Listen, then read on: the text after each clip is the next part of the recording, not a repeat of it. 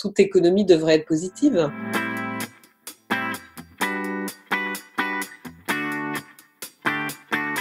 C'est une question d'intello.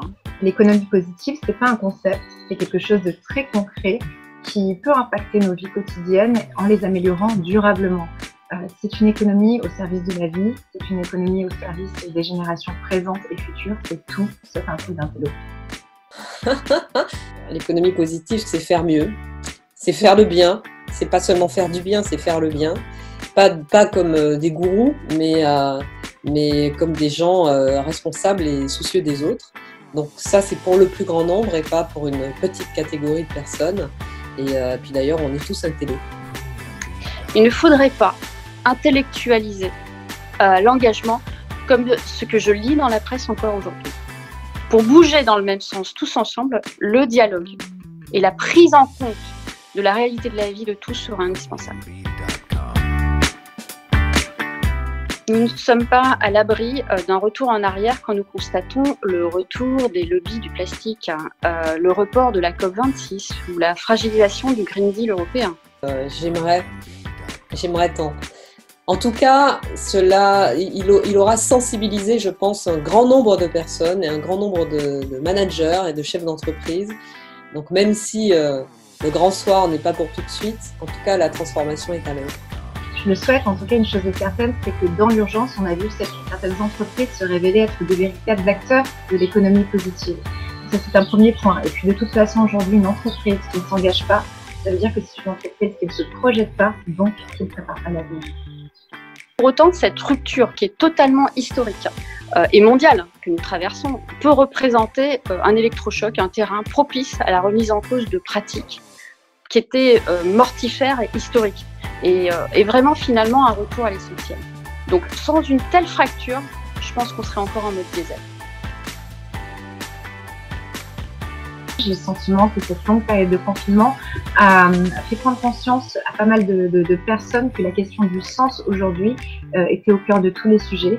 Et si cette question du sens rejaillit aujourd'hui, la bonne nouvelle, c'est que l'économie positive y répond.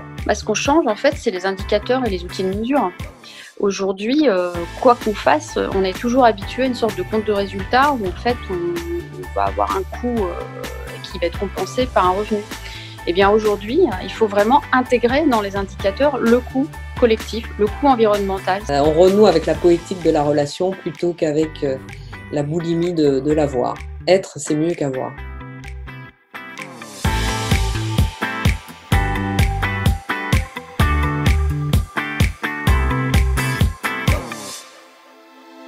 Bonjour à tous, bonjour à toutes et tous, merci de votre présence. Bienvenue dans ce toilinaire en français, webinar en anglais et toilinaire en français, consacré à l'Institut de l'économie positive. Ça fait partie des rendez-vous de l'Institut de l'économie positive. On est ensemble pour une petite heure pour parler d'économie positive. Vous allez pouvoir poser vos questions à la fois dans le chat pendant nos discussions et à la fin de ce webinaire. C'est un webinaire ou un toilinaire en deux temps puisque nous allons nous retrouver également le 19 juin prochain pour un débat à partir des conclusions de l'étude que nous vous présentons aujourd'hui. Je vous reparlerai de ce débat tout à l'heure. Alors, qu'est-ce que l'économie positive? On va le voir avec l'étude d'OpinionWay Insight que vont nous présenter nos intervenants ce matin, étude menée auprès de salariés français du privé.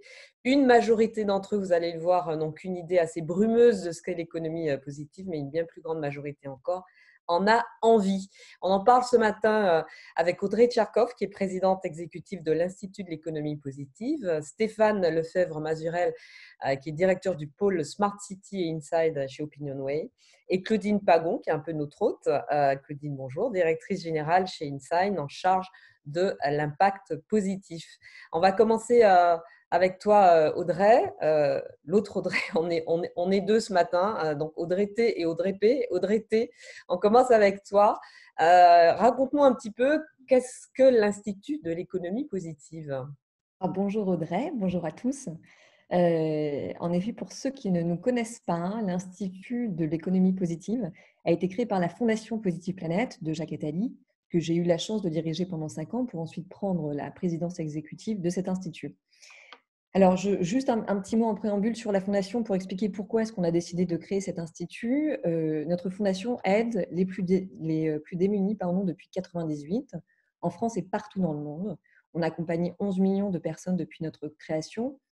Et en étant confrontés chaque jour au dysfonctionnement de nos sociétés, il nous est apparu assez naturel et très urgent surtout de créer un mouvement rassembleur. Nous avons donc en 2012 créé ce mouvement pour une économie positive avec la volonté très forte de rassembler des décideurs politiques, des décideurs économiques et citoyens autour de cette urgence de ramener l'intérêt des générations futures dans tous les processus de décision, que je sois un chef d'État, un chef d'entreprise ou un citoyen.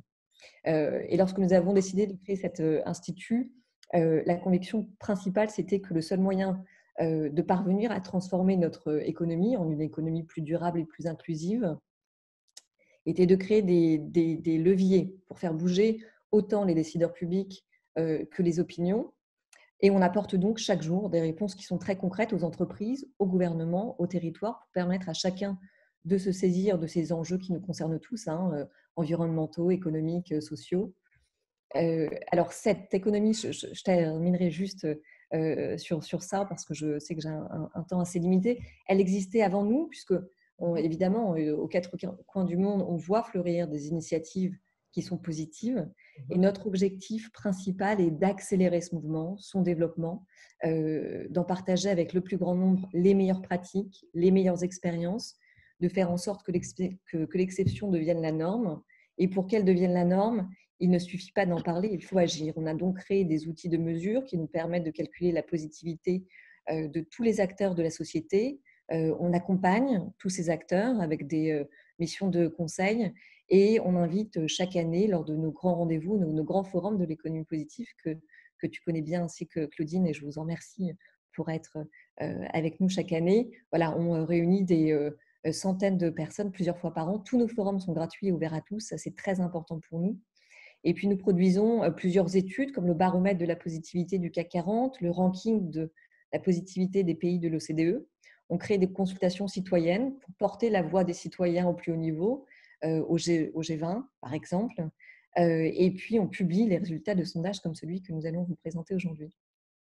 Eh bien, celle qui va nous le présenter avec toi, c'est Claudine Pagon. Alors, Claudine, on est autour de table, là, donc on se présente, enfin, vous présentez les unes l'autre. Est-ce que je peux dire, Claudine, que tu es le nerf de la guerre de l'économie positive chez Insign? En tout cas, j'ai vraiment la volonté de changer les choses, parce que chez Insign, on accompagne les entreprises vraiment dans leur stratégie de transformation, communication, digitalisation. Et aujourd'hui, notre objectif dans ce monde qui est en pleine mutation, c'est d'arriver à concilier les objectifs de performance de l'entreprise avec une logique d'impact positif sur toutes les parties prenantes. C'est pour ça que cette étude sur les salariés, partie prenante majeure de l'entreprise, nous paraissait capitale, de bien comprendre comment des salariés qui sont par principe bénéficiaires de l'économie positive, est-ce qu'ils ont envie d'en être acteurs, et surtout, qu'est-ce qu'ils en pensent? Parce qu'on est convaincu qu'il faut accélérer le mouvement, et je rejoins Audrey sur ce sujet. Donc, les entreprises ont un formidable pouvoir, ont des formidables ressources, ont des formidables personnes en interne pour aller plus vite et transformer notre économie. Bon, en tout cas, Christelle Maquet est d'accord avec moi. Elle dit oui, bravo Claudine pour tout. Je t'imagine bien en chef de bande, là, tu sais, avec l'oriflamme économie positive. On y va, on y va, on y va. On y croit. Et je sais que même chez Insign, c'est pas toujours facile de convaincre sur ce sujet. Donc, je profite de ce webinaire pour le souligner. Sandrine, on est des dames et un monsieur, en l'occurrence Stéphane Lefebvre-Mazurel. Stéphane, un mot sur OpinionWay. Et puis, tu vas enchaîner avec la présentation des modalités de cette enquête. Ah, Stéphane, ton micro est coupé. On ne t'entend pas. fallait bien que j'en fasse une. Pardon. Donc, merci Audrey. Bonjour à tous.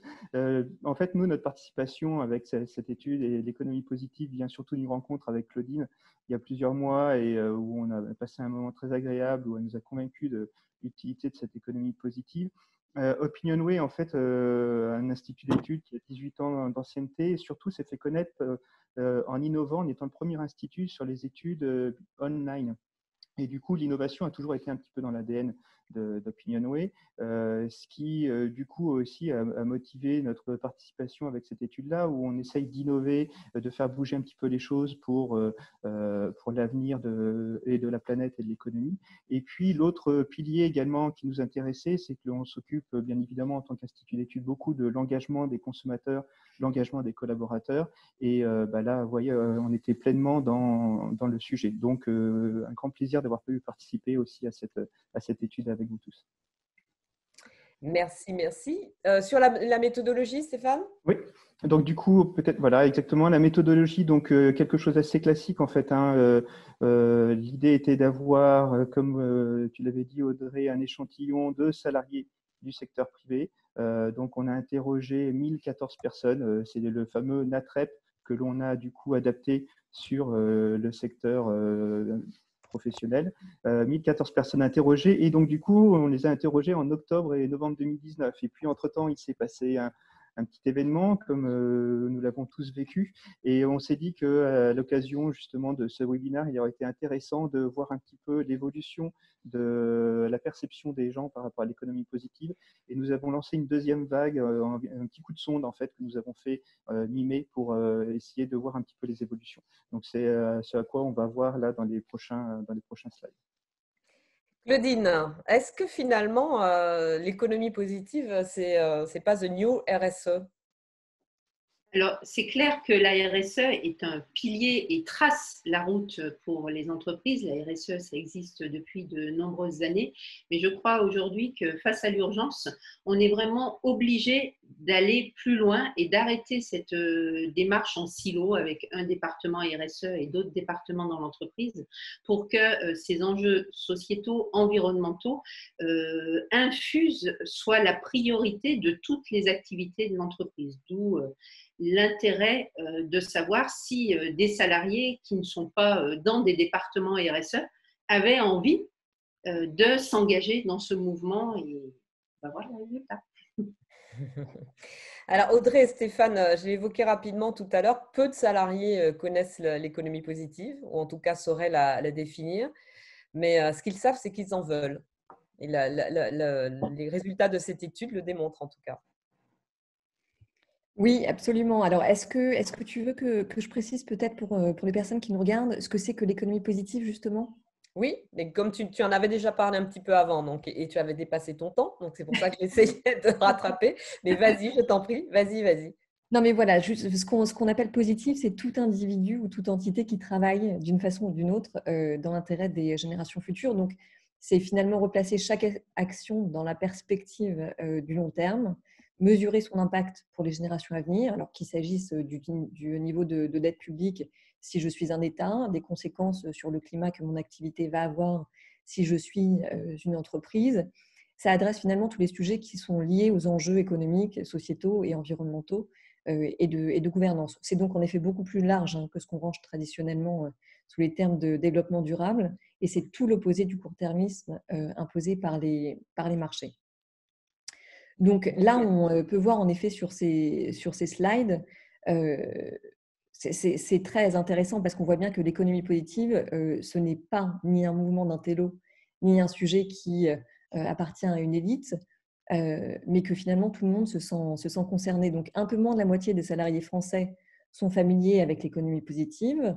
Et ce chiffre est d'ailleurs largement corrélé à l'âge des répondants, puisque les 25-34 ans sont plus au fait de notre mouvement de plus 7% par rapport à la moyenne des répondants. Quant aux plus de 55 ans, ils sont moins au fait de 6%.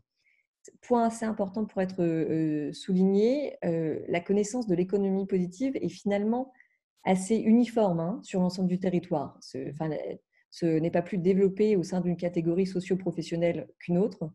Je dirais qu'elle repose donc peut-être plus sur une appréhension individuelle de volonté du changement.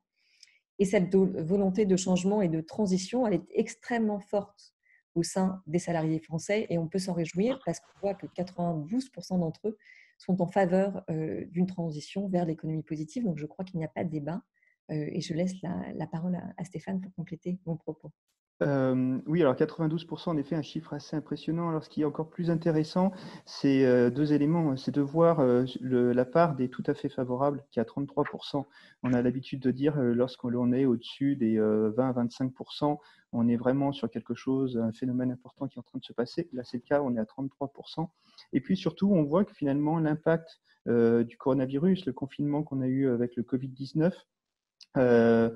finalement, il n'a pas vraiment eu un impact dans la perception qu'ont les salariés sur l'utilité de l'économie positive, en fait. Donc là aussi, on voit quelque chose de costaud, de fiable, qui montre qu'il y a une tendance vraiment importante qui se met en place. L'autre élément important, c'est sur le slide suivant. Sur la deuxième vague, nous avons posé une nouvelle question qui était de leur demander finalement si ils estiment qu'il faudrait encourager une transition vers l'économie positive en France suite à ce que l'on a vécu. Et là également des proportions qui sont assez proches de ce que l'on a vu précédemment. Et encore une fois, plus d'un tiers des personnes que l'on a interrogées estiment que oui, tout à fait, il faut profiter peut-être suite à cette période de confinement de relancer et d'encourager une transition vers l'économie positive.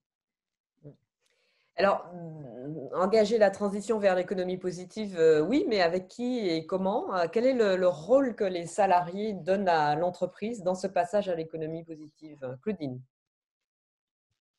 Alors, Maxime, si tu peux nous mettre la première slide, on voit que, bonne nouvelle, finalement, les entreprises arrivent en tête des acteurs qui paraissent légitimes pour les salariés pour mettre en place l'économie positive. Bon, vous voyez, c'est assez équilibré entre les différents individus, gouvernements, etc. Il y a quand même un signal à retenir de cette enquête quand on rentre dans les chiffres, c'est que les jeunes, ils se doutent un petit peu de l'entreprise et de sa capacité à passer à l'économie positive. Et c'est un résultat qui est en corrélation avec ce qu'on peut constater dans nos entreprises par rapport aux attentes et au rôle que les jeunes donnent à l'entreprise dans la société. Donc, je pense un chiffre à méditer. Après, quand on continue, Maxime, si tu peux passer la slide d'après, quand on leur demande à ces salariés quel rôle l'entreprise peut jouer, donc des chiffres assez forts qui montrent qu'il y a une forte attente pour que l'entreprise soit actrice de l'économie positive avec des items qui parlent aux salariés comme les conditions de travail, le bien-être, évidemment l'empreinte environnementale, mais aussi des notions comme l'équilibre dans la distribution des bénéfices de l'entreprise qui sont assez plébiscitées. Et enfin, quand on continue d'interroger ces salariés sur leur perception du rôle de l'entreprise. Alors eux, ils ont tout compris et ils sont convaincus que l'entreprise doit absolument mettre les dans son propre intérêt. Donc, dans son propre intérêt parce que ça permet d'améliorer l'image, ça permet de renforcer le sentiment d'appartenance, etc. Donc, vraiment très intéressant. Et sur l'item de garantir une qualité de vie décente pour les générations futures, on voit que la cible parents, famille est vraiment très soucieuse de l'avenir de ses enfants. Et puis, je pense que sur la catégorie 45-54, dans laquelle je suis, j'ai le sentiment aussi qu'on est boosté par nos propres enfants pour s'engager dans ces démarches positives. Et enfin, et ce chiffre de 54% est issu de la dernière vague de questions qu'on a posées post-Covid, 54% de nos salariés pensent que leur travail a un impact positif sur la société. Alors ça, c'est la vision idéale en quelque sorte de ce que les salariés voudraient voir leur entreprise faire et ce qu'ils attendent de l'économie positive. Mais qu'est-ce qu'ils pensent des pratiques déjà de l'entreprise à laquelle ils collaborent et est-ce qu'ils ont envie de s'engager à titre personnel et engager leur entreprise? Question à Audrey et à Claudine. Oui, les salariés sont prêts à s'engager, ils ont envie de s'engager. En revanche, ils attendent que cela vienne du dirigeant. Donc, on voit qu'effectivement, donc, ils sont pour l'économie positive, mais on leur dit dans votre propre entreprise, en fait, il y avait une démarche en entonnoir du questionnaire, est-ce que votre entreprise, elle est engagée dans une démarche d'économie positive? Eh bien, malheureusement, non, pour la plupart des salariés. Et si on avance, les slides, Maxime. Voilà, donc pourtant, il serait favorable. Donc, ça, Oui. c'est intéressant. Audrey, oui. Oui, oui, non, mais c'est vrai que pour revenir sur ce chiffre de 54% des salariés qui estiment que leur entreprise n'est pas assez engagée dans une démarche d'économie positive, cela montre bien l'ampleur du travail à réaliser auprès de l'ensemble du monde économique, de sensibilisation et d'engagement dans cette voie. Et puis, comme on l'a dit aussi précédemment, les salariés sont cependant très largement favorables à ce que leur entreprise s'y engage. Donc, on le voit, 92% d'entre eux ont de vraies attentes. Donc, c'est un appel très fort aux entreprises et à leurs dirigeants. Juste pour préciser, on Pardon. a 2 fois 92%, on en a 92% qui sont en général pour l'économie positive, et là, c'est leur propre entreprise dans laquelle ils vont travailler tous les jours. Absolument. Voilà. Alors, avec une volonté, voilà, je pensais à cette slide-là voilà, de la part des salariés que vraiment l'impulsion vienne aussi d'en haut, vienne des dirigeants. Exactement, exactement. Et puis, pour compléter ça d'ailleurs, on voit bien que plus une entreprise est entrée dans une démarche positive, plus celle-ci est plébiscitée par ses salariés. Et au sein des entreprises qui sont déjà engagées dans une démarche positive, on voit que 95% des salariés souhaitent voir cette démarche approfondie. Ça, c'était le slide, il me semble, après. Parce que voilà, on voit qu'il y a clairement un effet d'entraînement vertueux auprès des salariés, de l'engagement de l'entreprise dans une démarche positive. Alors là, on est sur la slide suivante, mais effectivement, l'idée, c'est que les salariés et les dirigeants, mais en tout cas les salariés qui en sont convaincus, se rendent compte que c'est une démarche extrêmement vertueuse et que finalement, plus on fait de l'économie positive, plus on a envie d'en faire, Claudine. Oui, c'est exactement ça. Il y avait les deux freins qui sont ressortis, c'est le dirigeant et l'aspect financier.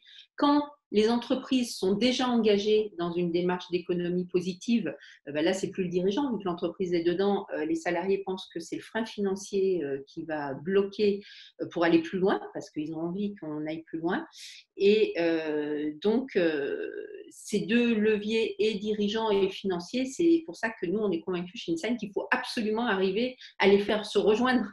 Parce que si on pense tout le temps que l'économie positive, ça coûte de l'argent, mais on aura du mal à convaincre des dirigeants, et donc, enfin voilà, on n'y arrivera pas. Donc, il faut absolument arriver à démontrer que s'engager dans l'économie positive est loin d'être un frein aux finances et au business de l'entreprise, mais au Ouais. T'as un petit peu mal, Claudine, sur la fin. Ah, Stéphane, est-ce que cet appétit pour l'économie positive, cette envie de s'engager à titre personnel et que les entreprises s'engagent, a survécu à la crise du Covid? Alors, oui, tout à fait. On le voit par ailleurs, on avait vu déjà les premiers chiffres apparaître là-dessus. Voilà, 87% des salariés sont prêts à s'engager dans l'économie positive. Ça perdure après cette période de confinement. On a fait également en parallèle d'autres études, notamment sur la raison d'être des entreprises, où on voit, et là je me permets de reprendre, Audrey, ce que tu disais dans la vidéo sur être, c'est mieux qu'avoir, où on voit vraiment cette idée-là, puisqu'on avait posé notamment une question qui était sur, encore une fois, cette raison d'être. On voit, pardon, excusez-moi, que 18% des personnes que l'on avait interrogées estimaient que les entreprises devaient s'occuper uniquement de la performance économique, alors que 78% des personnes qu'on avait interrogées estimaient que les entreprises devaient également contribuer au bien-être collectif On voit vraiment, donc on est dans cette continuité, on a un terrain fertile en fait concrètement. Bon, mais il n'y a plus qu'à Faucon alors. Qu'est-ce qui freine du coup question à tous les trois. Qu'est-ce qui fait que plus d'entreprises ne s'engagent pas? Est-ce que c'est un manque de connaissances? Est-ce que c'est de la fébrilité? Est-ce que c'est la peur du changement? Du point de vue des salariés, pour 38% d'entre eux, la raison principale de ce manque d'engagement tient vraiment à la figure et à la vision du dirigeant. Il faut bien comprendre que pour la majorité des salariés, le principal moteur de l'orientation, et on l'a dit un peu plus tôt, de la stratégie de l'entreprise, elle vient de son président, de son dirigeant. Pour 29%, on l'a vu. L'autre facteur est le facteur financier, puisque la transition vers un modèle d'entreprise dite positive est perçue comme coûteuse et donc nécessitant un investissement important. Et puis, pour 22% des salariés, si leur entreprise n'est pas engagée dans une démarche positive, cela tient tout simplement du fait que l'entreprise n'adhère pas à cette orientation et que l'adaptation de son organisation, de son activité n'est pas compatible avec une telle transformation. Alors, comment on fait, Claudine, pour convaincre le ou la chef d'entreprise, pour convaincre le directeur ou la directrice, le directeur financier ou la directrice financière? Alors, moi, je pense que cette étude montre qu'il y a un formidable argument, c'est de dire qu'aux dirigeants, à qui la tâche peut paraître énorme, on lui dit, oula, tu vas passer à l'économie positive, c'est quand même très ambitieux comme programme, de lui dire qu'il n'est pas tout seul, qu'il a derrière lui des salariés qui non seulement ont envie, mais surtout sont prêts personnellement, et c'est cette dernière phase de l'étude, à s'engager eux-mêmes derrière dans ce mouvement de l'économie positive. Donc ça, c'est vraiment important. Il faut également lui dire que personne n'est parfait, que c'est vraiment une démarche d'amélioration continue et que l'entreprise va rentrer dans une logique de cercle vertueux. C'est peut-être en commençant par de l'éco-conception, par exemple, sur un produit, qu'on va pouvoir s'apercevoir que finalement l'éco-conception rencontre son marché et découvrir les vertus de travailler sur l'économie positive. Donc voilà, moi je pense qu'avec des preuves très concrètes, c'est possible. On va vous montrer comment, de quelle façon, et il y en a d'autres qui le font et qui réussissent. On a des arguments pour convaincre ces dirigeants. Alors, on les voit, ces arguments? Et Stéphane, j'aimerais bien avoir ton point de vue aussi, Stéphane, sur le fait que, sur ce qui coince, sur les freins qui empêchent aux entreprises de passer de façon avec plus d'allant et d'allégresse à l'économie positive. Hop, de nouveau en mute. Là, je vais plus m'appuyer sur d'autres études que l'on a fait en parallèle récemment. C'est vrai que je pense que tout le monde a envie d'aller vers l'économie positive, en effet, et les salariés, voilà, on l'a vu, disent il faut que ça vienne des managers, et puis on a certains managers qui sont frileux, qui vont nous dire non, mais c'est bien beau l'économie positive, mais j'ai d'autres priorités, c'est un peu du plus, entre guillemets, et il faut vraiment les convaincre que en fait non, c'est pas vrai. Et ce qu'on voit à travers cette étude-là, ce que l'on voit à travers ce que dit Claudine et Audrey, il faut arrêter de croire que l'économie positive, c'est du superflu. On peut très facilement être efficace et avoir un effet levier qui montre que on peut être une société qui gagne de l'argent et être dans l'économie positive et être avec le bien-être et tous ces éléments-là. C'est beaucoup de perceptions en fait aujourd'hui, je dirais surtout de gens d'idées préconçues qui sont basées sur quasiment rien malheureusement. Alors justement, cette question de la création de valeur, Claudine, et on se pose la question de la création de valeur et de quelle valeur, quel type de valeur finalement, qu'est-ce qu'on met dans le mot valeur quand on est un chef ou une chef d'entreprise et qu'on veut faire de l'économie positive, elle revient systématiquement à une espèce c'est le principal frein intellectuel au passage à l'économie positive, c'est de se dire, mais bon, tout ça c'est bien joli, mais est-ce qu'on pourra continuer à créer de la valeur? Est-ce qu'on pourra continuer à gagner de l'argent? Est-ce qu'on pourra continuer à payer les gens, à innover et à être compétitif? Alors, il y a déjà, et je pense que la période dans laquelle on vit nous pousse à reconsidérer la valeur. C'est Cécile Gaufriot qui en parlait. La valeur, ce n'est pas que des euros. La valeur, c'est de la qualité de vie, c'est de pouvoir garder ses salariés, c'est de pouvoir avoir des gens qui sont engagés, qui sont heureux de venir travailler. Et c'est comme ça que sur cette base de valeur, déjà, l'entreprise va devenir plus performante et va de fait pouvoir innover, se développer, etc. Je pense que si on élargit la notion de valeur à d'autres critères que uniquement des indices financiers, l'entreprise de fait en sera forcément plus performante. Et c'est pour ça qu'il faut toujours avoir en tête travailler sur des enjeux sociétaux et environnementaux, c'est bien, mais ça ne peut pas être décorrélé du business. Et inversement, aujourd'hui, on ne peut plus faire du business comme avant et sans se préoccuper de l'impact du produit que je vais mettre sur le marché, du transport que ça va nécessiter, etc. Donc, les deux sont liés et c'est l'engagement que je vais prendre, le chemin que je vais suivre qui progressivement va faire que dans ma politique achat, je vais raisonner différemment. Dans mon innovation, je vais peut-être penser à de l'innovation frugale, etc. Donc, c'est un excellent moteur pour l'entreprise à partir du moment où on a une vision plus holistique et plus large de la notion de valeur et qu'on sort uniquement des critères financiers. Et pardon, juste un petit point pour compléter ce que dit Claudine, 2 éléments, mais on voit également là, on l'a vu notamment dans les médias récemment, et on l'a constaté dans les études, c'est un retour aussi à la volonté de travailler avec le local qui va complètement dans ce sens-là, en fait. Et on en vient à ce que nous font remarquer dans le chat Stéphanie, Nicolas et Béatrice Bellini qui va participer à notre prochain webinaire sur la question. C'est la notion de redéfinition des indicateurs et de redéfinition d'un certain nombre de normes comptables, d'actualisation du risque, etc., pour prendre en compte des critères environnementaux, des critères d'impact, des critères environnementaux et sociaux dans la création de valeur.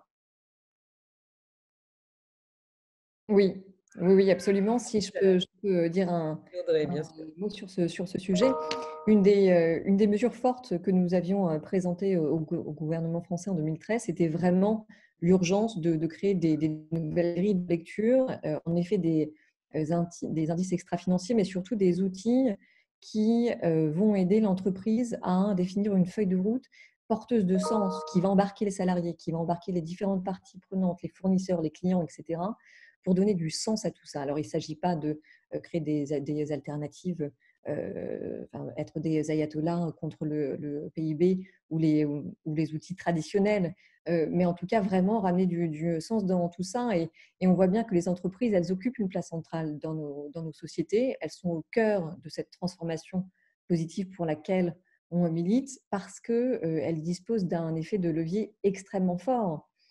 Et une entreprise positive, c'est quoi? Ce n'est pas quelque chose d'extrêmement compliqué finalement. C'est une entreprise qui, premièrement, se préoccupe de ses collaborateurs, qui replace l'humain au centre du débat et de sa stratégie, qui leur offre de bonnes conditions de travail, qui partage la valeur produite, encore une fois, entre ses parties prenantes. Et c'est évidemment aussi forcément une entreprise qui prend en compte l'urgence écologique qu'on ne peut plus ignorer aujourd'hui, qui est absolument primordiale. On voit bien d'ailleurs les attentes des consommateurs et des salariés par rapport à cette question. Et on peut aussi rappeler, parce que c'est vrai que tu l'as fait Claudine, et tu as raison, c'est difficile d'être un dirigeant. On le sait bien avec tout le lot de responsabilités que ça représente, surtout en France. Et je pense que tout commence vraiment par la prise de conscience du fait que être engagé sert son propre intérêt. C'est-à-dire que si l'entreprise aujourd'hui et si le dirigeant souhaite être au rendez-vous de la performance, attirer des talents, elle doit forcément être à l'écoute de cette demande grandissante sur ces sujets d'économie positive. Et de manière très concrète, au quotidien, on accompagne chaque jour des dirigeants sur des projets de mesure d'impact de leurs activités sur le climat, de mise en place de politiques paritaires au sein de leur entreprise, de comment rendre compte publiquement de la mise en œuvre de leurs engagements. Et chaque action, si petite soit-elle, a un impact positif sur le résultat de l'entreprise, sur ses recrutements, sur ses modes de fonctionnement. Donc, c'est vraiment dans l'intérêt de l'entreprise et du dirigeant que de devenir altruiste et positif. Claudine, je ne sais pas s'il te reste des slides à présenter, parce que sinon, il y a beaucoup de questions dans le chat. On peut mettre juste la slide de conclusion, s'il te plaît, Maxime, et puis prendre les questions, justement. Tout à fait. Alors, il y a pas mal de questions dans le chat. Je vais déjà reprendre celle de… Il y en a plusieurs. Voilà. Ah oui, il y a une question que, effectivement, je me suis posée en lisant l'étude et qui est posée également dans le chat. Est-ce que vous avez réalisé une étude miroir avec les dirigeants? Pas encore. Pas encore. C'est la phase 2. Voilà. Ça semble logique d'avoir leur point de vue également. Bien sûr. Bien sûr, bien sûr. Question de FTA. Je ne sais pas qui est FTA. Est-ce que les entreprises qui ont délocalisé leur production, siège social, services administratifs dans des pays à bas coût sont, selon vous, dans l'économie positive et notamment les grandes entreprises? Audrey, je te laisse. Audrey, c'est pour toi.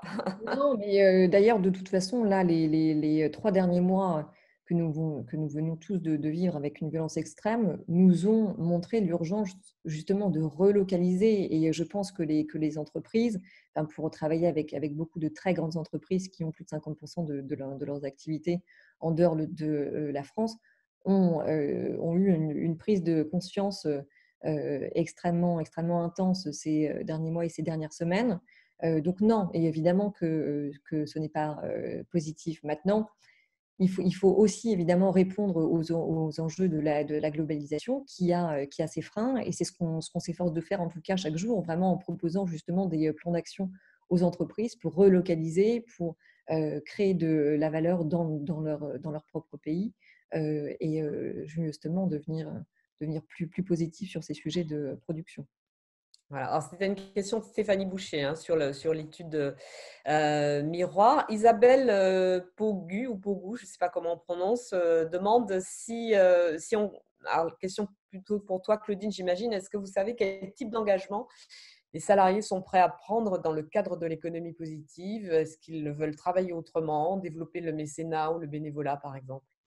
Alors, ce n'est pas dans cette enquête précisément, on n'avait pas posé ce type de questions. Je peux répondre par rapport à ce qu'on peut constater. Ce qui est bien, c'est que l'économie positive, chacun peut l'appréhender en fonction de ses affinités, en fonction de sa maturité, en fonction de ses combats, et que le champ d'application est tellement vaste que celui qui va vouloir s'engager sur du mécénat de compétences, évidemment si l'entreprise, encore une fois, lui donne la possibilité, va le faire. Il y en a d'autres qui vont vouloir s'engager au sein de l'entreprise pour mobiliser d'autres collaborateurs sur des sujets. Il y en a qui vont vouloir s'engager dans leur job en disant tiens, ça que je vais pouvoir le faire différemment. Mais le champ des possibles est tellement vaste que chacun peut vraiment trouver son terrain d'expression, et quelle satisfaction de pouvoir donner un sens nouveau à son job en le mettant en adéquation avec ses attentes profondes et ses engagements. On avait une question de Julie aussi qui demandait pourquoi vous n'avez pas posé la question aux salariés du secteur public. Enfin, posé les questions de cette étude. Mais là aussi, à faire. Question de Nelly à tous les trois et à toutes les deux, j'imagine. Quels sont les leviers pour les entreprises qui développent des logiciels numériques? C'est précis. Je peux peut-être répondre. Il y a tout un mouvement autour de la green tech, Alors, d'une part, la green tech, c'est-à-dire comment concilier le développement de la tech avec les enjeux de transition climatique, parce que c'est forcément une activité qui est très énergivore. Donc, ça, c'est un sujet de réflexion. Comment je fais des sites Internet qui sont moins consommateurs, comment j'utilise des serveurs qui sont moins loin pour que les données, utiliser moins d'énergie pour le transport des données. Il y a énormément de voies d'amélioration sur ce sujet. Et puis sur la digitalisation, moi je pense que la tech peut être un formidable levier pour développer l'économie en inventant des nouveaux services, en permettant par exemple de télétravailler plutôt que de se déplacer, etc., etc. Donc à partir du moment où on a une posture de se dire ma digitalisation, elle doit avoir un sens et on doit la réfléchir pour qu'elle ait un impact environnemental qui soit le plus neutre possible, il existe des solutions. Le point de départ, c'est toujours pareil. Il faut réfléchir différemment. C'est plus facile à dire peut-être qu'à faire, mais je crois que c'est ça. Ce que tu fais avec tes équipes chez Insign. Alors, question, je te garde, Claudine, pour répondre. Je croise deux questions, celle de Guillaume Brault et d'André Darmon. Guillaume demande comment expliquer que les salariés attendent tant de l'engagement des dirigeants dans un monde de plus en plus collaboratif, et en particulier pour les personnes sensibles aux valeurs de l'économie positive. Et André demande, c'est un peu le pendant, il est parfois difficile d'induire une implication concertée de l'ensemble des collaborateurs. Quelles sont les recommandations pour que cette implication soit réellement partagée et non pas le fait de quelques individus au sein de l'entreprise? Alors, je vais commencer par répondre à la deuxième question sur l'implication partagée. C'est évident que la communication a un rôle pivot dans la démarche de transformation de l'entreprise. Et la communication dans le sens, oui, je vais embarquer les gens. Alors, bonne nouvelle, ils ont envie d'être acteurs. Donc déjà, on part avec un a priori favorable. Donc, comment je vais intéresser, impliquer, etc. Donc là, je ne peux pas donner de réponse toute faite, mais c'est évident qu'il y a une véritable démarche, une stratégie de communication à mettre en place. Et par rapport au sujet du dirigeant, alors je vais donner un avis qui est plutôt personnel, peut-être que Stéphane, l'homme d'études, a une vision plus pertinente. On est quand même sur un sujet où on est dans une mécanique de changement. Et on sait que la résistance au changement, on l'a tous, mais tous, hein, c'est en nous. Et c'est un petit peu facile de dire, oui, je suis prêt à changer, mais ce n'est pas moi. J'attends que mon dirigeant me montre la voie. Donc, ça évite de se retrouver confronté à être soi-même obligé de changer. C'est plus facile de suivre que de changer. Mais je ne suis ni sociologue, ni institut d'études, c'est un avis très, très personnel. Une question qui revient beaucoup dans le chat et les questions-réponses, le rôle du dirigeant, le rôle d'impulsion. On l'a vu aussi dans l'étude, le rôle d'impulsion du dirigeant. Margot dit, en tant que salarié d'un grand groupe international, comment transformer le modèle économique des entreprises pour tendre vers une économie positive? C'est comment le salarié du grand groupe peut faire ce grand groupe aller vers ça, même si dans les grands groupes, finalement, ça peut être plus facile parce qu'ils ont les moyens d'avoir vraiment des départements entiers consacrés à ces sujets-là. C'est vraiment quelque chose qui revient beaucoup, Stéphane, peut-être sur cette notion d'engagement, cette nécessité d'impulsion et d'engagement du dirigeant ou de la dirigeante d'entreprise.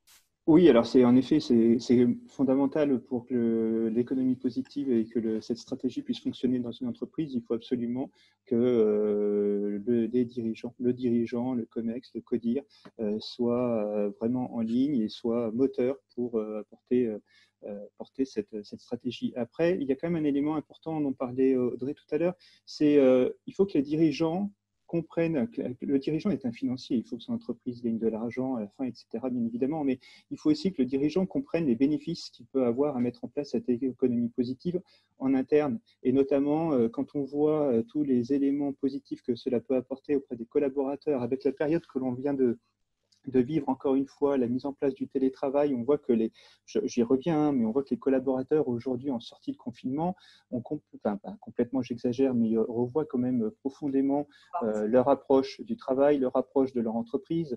Et du coup, je trouve que l'économie positive peut justement, et va dans ce sens-là, on a un terrain beaucoup plus fertile, paradoxalement, qu'avant le confinement, sur la mise en place d'une nouvelle approche pour les salariés de leur entreprise, de leur travail, et pour les managers, d'engagement de leurs collaborateurs en leur disant, voilà, on va faire quelque chose d'utile pour tous. C'est un petit peu comme ça que je le vois.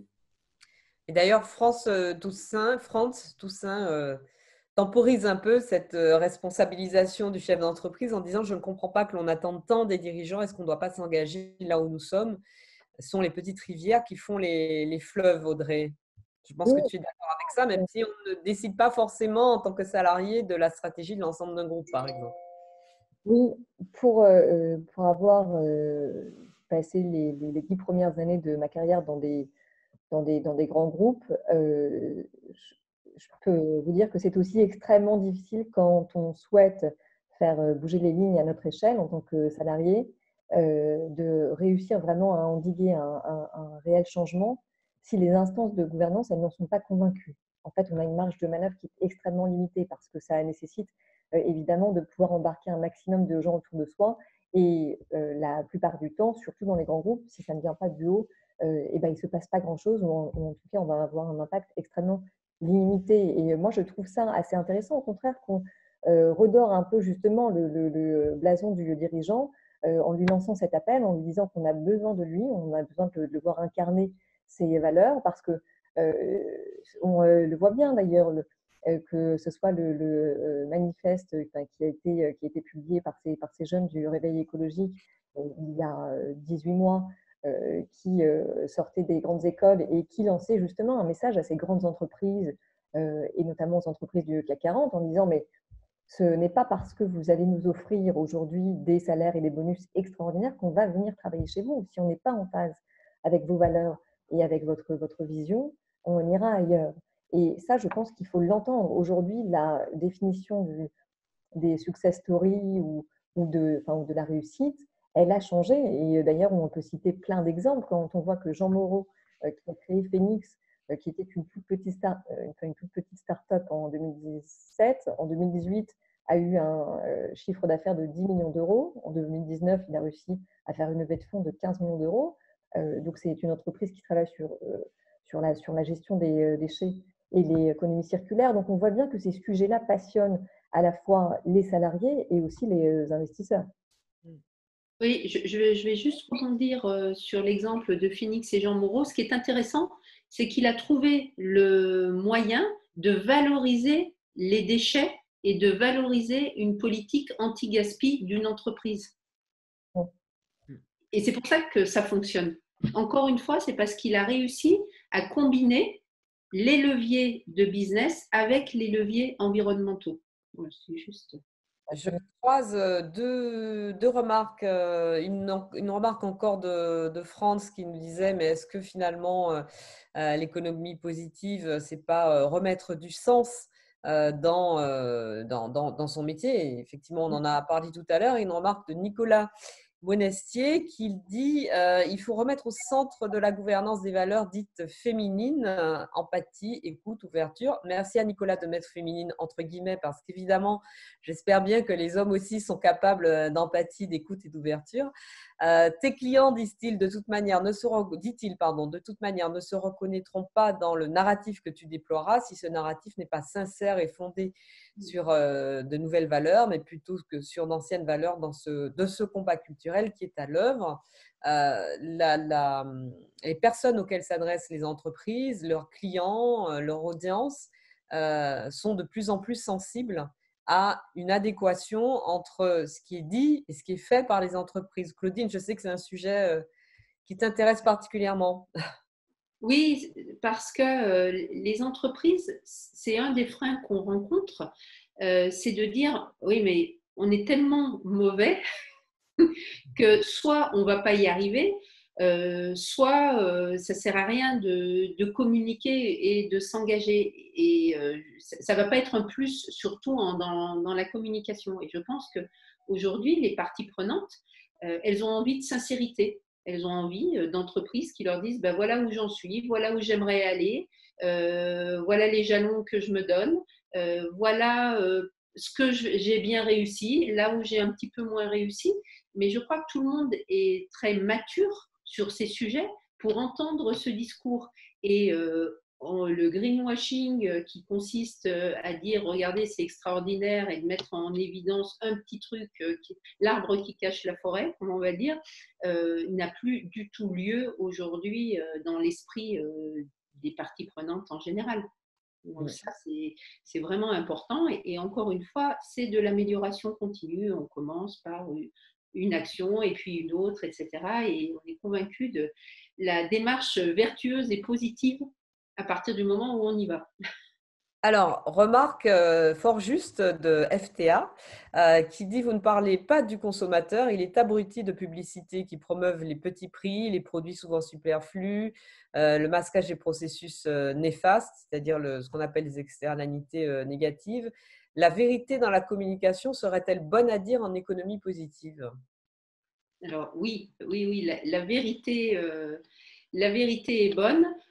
Effectivement, on ne peut pas nier que l'économie positive, c'est un mouvement de transformation et qu'aujourd'hui, on est, alors je ne sais pas si on parle du monde d'avant, de l'ancien modèle, peu importe, mais aujourd'hui, on est dans un système où on a des habitudes et où tout ce qu'on est en train d'expliquer aujourd'hui va se mettre progressivement en place. Mais on y croit. C'est pas parce que c'est pas partout qu'il faut pas le faire. Au contraire. Bien sûr. Audrey, peut-être un mot sur sur le fait que les consommateurs, les citoyens, les citoyennes, finalement, sont aussi un levier d'action important?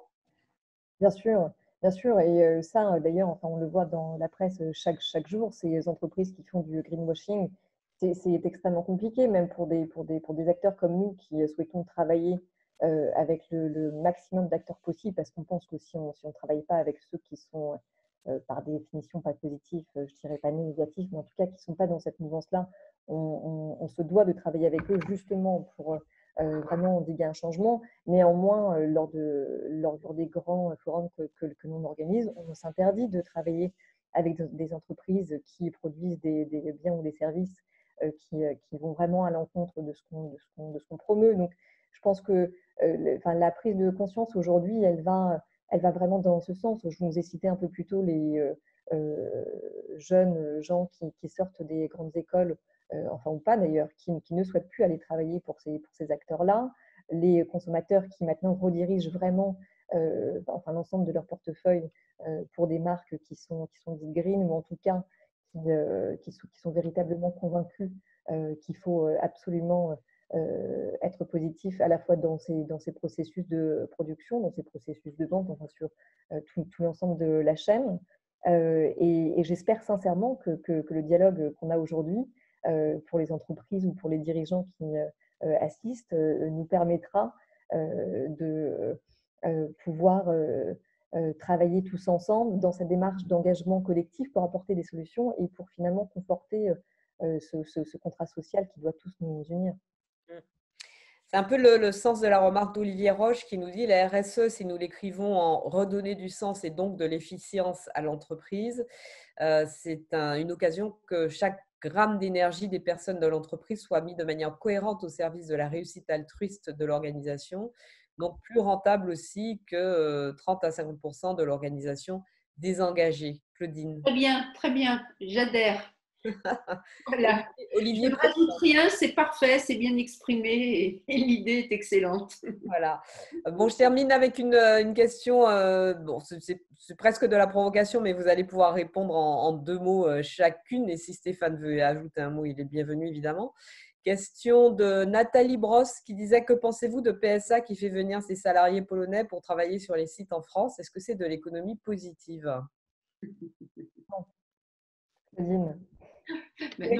Qui récupère le ballon? Non, mais bien sûr que non. Bien. Maintenant, encore une fois, on ne peut pas non plus ignorer un monde qui s'est entièrement globalisé. On ne peut pas ignorer ce qui s'est passé ces dernières 30 années. Donc maintenant, forcément, ça va prendre du temps de changer les mentalités. Et malheureusement, le problème, c'est que, et c'est pour ça qu'on en revient aussi à la remarque précédente d'un des internautes, dire que les salariés ne devraient pas forcément tout attendre du dirigeant parce que le changement peut venir d'eux. Dans ces grands groupes-là comme PSA, c'est pas vrai. Il faut absolument que les organes de gouvernance se saisissent de ces sujets et éventuellement, et on travaille aussi de notre côté avec les organismes publics pour imposer de plus en plus de mesures. Parce que si on n'a pas un cadre législatif qui est imposé, on n'arrivera pas à faire changer les choses aussi vite que l'on souhaite. Alors, pour rebondir sur cette remarque, évidemment, c'est rapidement parce que je voudrais quand même en prendre encore 2 questions très vite. Vas-y.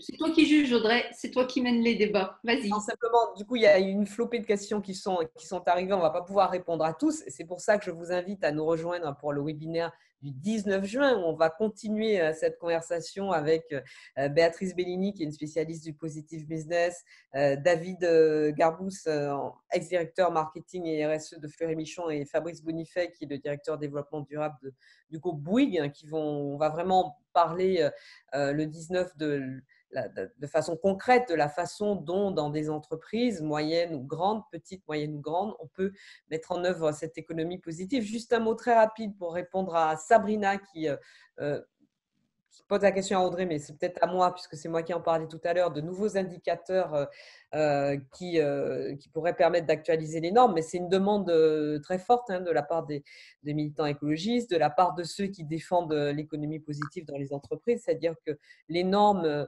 d'actualisation, les normes d'évaluation d'un investissement et de sa profitabilité soient revues et qu'on y intègre des critères environnementaux et des critères sociaux. Et puis, il y a une question d'Elisabeth Martine Connefroy qui parle des TPE qui constituent une part importante de notre tissu économique, qui pourrait pousser l'économie positive. Je la couple avec celle de Cécilia qui dit que les dirigeants sont souvent d'accord par principe mais désemparés par la mise en œuvre. Oui, surtout quand ce sont des TPE et des petites PME, des petites et moyennes entreprises. Ils ont l'impression que à la fois les réglementations, la mise en œuvre, tout ce qu'il faudrait changer dans les process est finalement invalidant et beaucoup trop compliqué. Qu'est-ce qu'on leur dit, Claudine, à ces chefs de TPE ou de petites PME qui n'ont pas forcément les moyens d'avoir une équipe entière dédiée à cette transformation?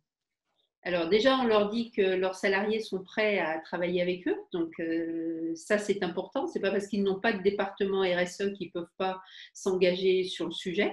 Ça, c'est la première des choses. Et moi, je les invite, j'invite toutes les entreprises à regarder de près les 17 ODD, 17 objectifs de développement durable de l'ONU. C'est une première façon de se dire comment je vais pouvoir contribuer à l'économie positive en choisissant parmi ces 17 ODD. Est-ce que je vais contribuer à une meilleure santé, à une meilleure éducation, moins de faim dans le monde, etc. Donc, on choisit ces combats et on choisit les sujets sur lesquels l'entreprise est légitime. Et c'est une démarche qui est vraiment progressive, vertueuse et qui permet de façon très concrète d'emmener l'entreprise, quelle que soit sa taille. Nous, on a mis en place ces démarches vraiment avec des PME, voire même des TPE, tout le monde peut adhérer au Global Compact de l'ONU et s'engager derrière les 17 objectifs de développement durable. Pardon, est-ce que je peux juste ajouter un mot sur les indices 30 secondes. Sur les indices extra-financiers, donc on calcule, nous, aujourd'hui, je vous l'ai dit, la positivité des territoires, des entreprises et des États. On a notamment calculé la positivité de la ville de Paris l'année dernière. Les résultats sont disponibles sur notre site internet et sur le site de la ville. On calcule à peu près un tiers des entreprises du CAC 40 et ce sont des outils qui sont en open source. Donc, je vous invite vraiment à en prendre connaissance et n'hésitez pas à nous faire vos retours dessus. Voilà, si vous voulez plus d'informations sur tel ou tel acteur. Merci à tous. On n'aura pas le temps, puisqu'on essaie de rendre à l'heure, de répondre à la question de Nathalie Brosse sur l'économie positive ne risque-t-elle pas de nous amener vers une organisation du travail déshumanisée, robotisée, digitalisée? Mais on va y répondre le 19 juin. En fait, l'objectif, c'est un peu l'inverse, hein. L'objectif de l'économie positive, c'est d'aller vers des relations au travail beaucoup plus harmonieuses, riches et fondées sur la relation humaine. Claudine, rappelle-moi l'heure du webinaire le 19 juin. 11 heures, 11 pareil. heures, comme Dans une aujourd'hui. semaine à 11 heures. Voilà, donc merci à nos intervenants et bravo. Merci à vous. Non, mais Audrey, je voulais te donner la parole parce que toi aussi, tu es engagée pour l'économie positive. Donc là, on a parlé des entreprises, mais il y a en particulier la formation qui est un levier pour comprendre ces enjeux. Donc, je te donne, c'est moi qui te donne le micro. Comme on arrive à la fin et que je préférais vraiment laisser la scène à l'objectif de notre webinaire de ce matin, je ne vais pas vous parler de Green Management School maintenant, mais si vous voulez, c'est tous les mardis soirs à 18h. On a un webinaire d'information, de recrutement et de formation sur Green Management School, dont l'objectif est de former les jeunes diplômés qui arrivent au niveau master ou des cadres d'entreprise qui sont déjà au travail, les former justement sur les questions liées à l'urgence climatique, à l'effondrement de la biodiversité pour que tout ce dont on a parlé là puisse être encore plus facile à mettre en œuvre et que les décisions des managers soient des décisions éclairées par la connaissance qu'ils auront acquise de ces questions-là pour que vous puissiez de façon presque simple et automatique, en ayant un certain nombre de réflexes acquis, mettre en œuvre une décision, des décisions, une chaîne de décision, une chaîne de commandement qui soit cohérente et qui soit écologiquement compatible. Et donc, ça, voilà, puisqu'il faut savoir de quoi on parle. On a parlé d'économie positive depuis le début, on a parlé de transformation, mais il faut être imprégné de ces sujets-là et bien les connaître pour pouvoir bien les appliquer, à mon sens, hein, dans l'exercice quotidien de la décision managériale. Merci beaucoup à toutes et tous. Vous êtes encore 87 présents, c'est très bien. Et on se retrouve le 19 juin, donc pour un deuxième webinaire consacré à ce sujet, avec, je vous disais, plusieurs intervenants, dont David Garbous et Fabrice Bonifay, qui vraiment vont nous parler de l'application concrète dans leur entreprise du passage à l'économie positive. Au revoir. Merci. Merci à tous. Au revoir.